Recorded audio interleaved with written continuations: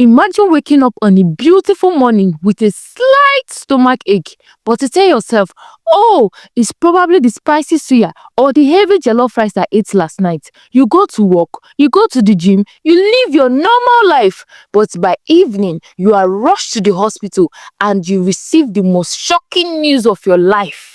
My friend Simi was a high-flying corporate woman in Lagos. She was a fitness fanatic who lived in the gym, a fashionista, and a total workaholic. Simi was the kind of woman who kept track of everything in her life: her calories, her steps, and most importantly, her monthly cycle. For 9 months, Simi had her period. It was very, very light, but it was there every single month. She didn't have a morning sickness. She did not have a baby bump. In fact, Simi actually lost weight during those 9 months because she was training for a mini marathon. She was looking snatched. Her stomach was flat and she was glowing.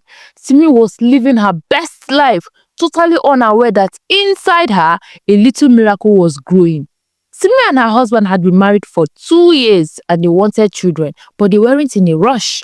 Whenever she felt a little kick or a flutter in her stomach, she would say, this gas is too much, oh, I need to stop eating beans.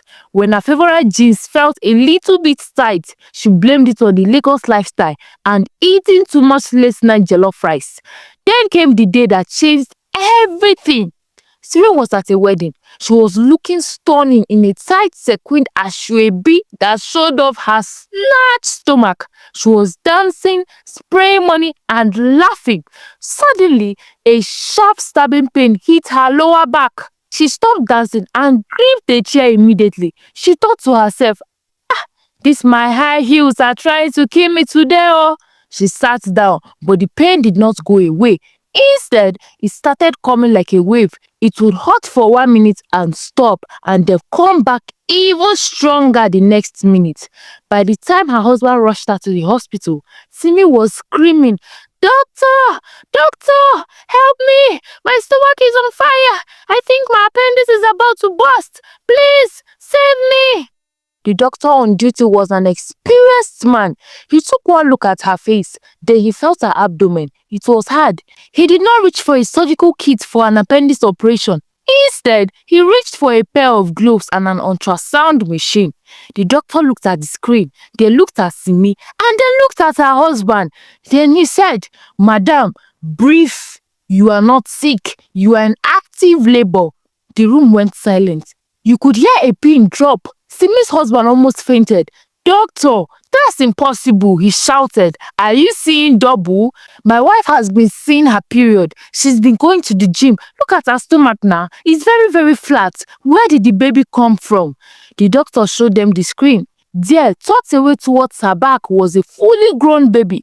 Because of the way Simi's uterus was positioned, the baby wasn't growing outward towards her belly button. Instead, the baby was growing upward against her spine. That is why she did not have a big baby bump. And those periods she thought she was having, the doctor explained that sometimes a woman's body still bleeds a little even when she's pregnant, and people mistake it for their monthly period. But that monthly bleeding is called decidual bleeding, a common occurrence in cryptic pregnancies where the body still sheds a bit of uterine lining. Less than an hour later, without any baby clothes at home, without a crib, and without even picking a name for the baby, Simi gave birth to a healthy 3.2 kg baby boy. The shock was immense. Simi went from being a slay queen at a wedding to a mother in the blink of an eye. But the real drama started when they got home. Usually, when a woman is pregnant, she has 9 months to buy pampers, paint the room pink or blue, and choose a naming ceremony. In short, she had 9 months to prepare. But in Simi and her husband's case, they had nothing, not even a safety pin. When they were discharged 2 days later, they walked into their house and stood in the middle of the living room, looking at each other in total confusion. The house was too quiet. There was no cradle, no feeding bottles, just Simi holding a baby wrapped in your hospital blanket and her husband holding her discharge papers. Her husband had to run to the nearest supermarket. He was walking through the aisle looking like a confused ghost, staring at the baby section. He was seen asking strangers, please, what is the difference between newborn size and size 1 pampers? And which milk do they drink? He was so overwhelmed that he almost bought things that they did not even need. At some point, he even bought a toy bicycle for a 3-day-old baby because he was so overwhelmed. Simi, on the other hand, sat on the edge of the bed staring at this tiny human on her hand.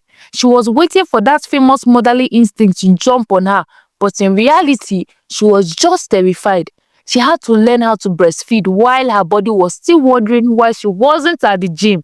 She had to learn how to change a diaper by watching YouTube videos at 3 a.m. while the baby was screaming at the top of his lungs. Their house, which used to be a place for Netflix and chill, was suddenly taken over by the smell of baby powder and the sound of crying. They had to call their mothers to come down from the village immediately.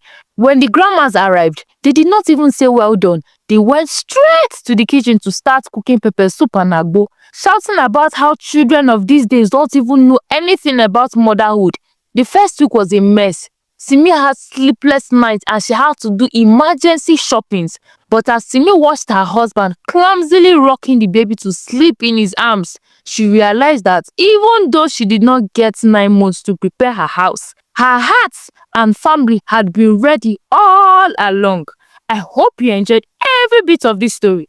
Please don't forget to like this video, drop a comment and share. Bye and see you in the next one.